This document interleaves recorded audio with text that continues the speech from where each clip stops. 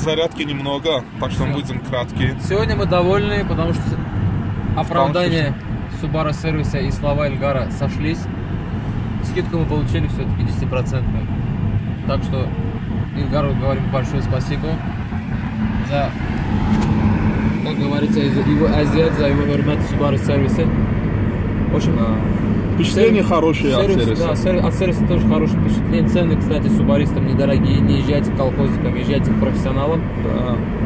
Лучше, по крайней мере, самое минимум. Сделайте для себя удовольствие, потому что сам сервис построен по всем стандартам. По человеческим стандартам. Я же не говорю про какие-то европейские стандарты. Да. По человеческим стандартам сделано. В общем, спасибо, Ильгар. Да, и хочу добавить, что вот насчет стандартов.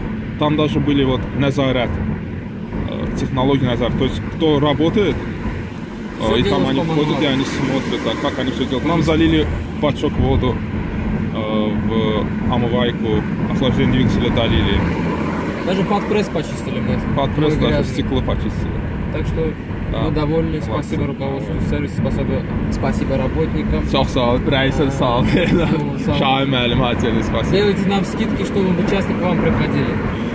Да.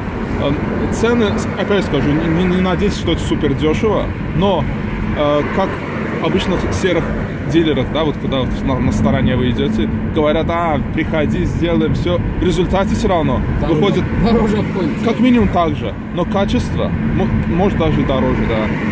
По твоей практике не знаю, по моей практике обходится очень дороже. Да. Дешевле, чем... Обходится дороже, а результат опять же у тебя никакой.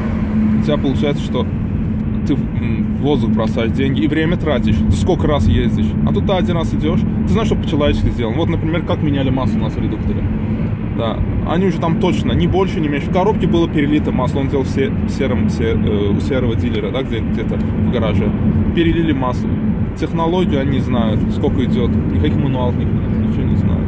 В редуктора то же самое. Там прямо они сколько надо, редуктор сам регулирует. Там, оказывается, вот тоже такая... Не, мы сейчас такое ощущение, что я реально еду на Subaru. До этого я ехал как будто на Жигулях. На Таратай. Все дергало, все прыгало, все шумело. Сейчас так что мы довольны.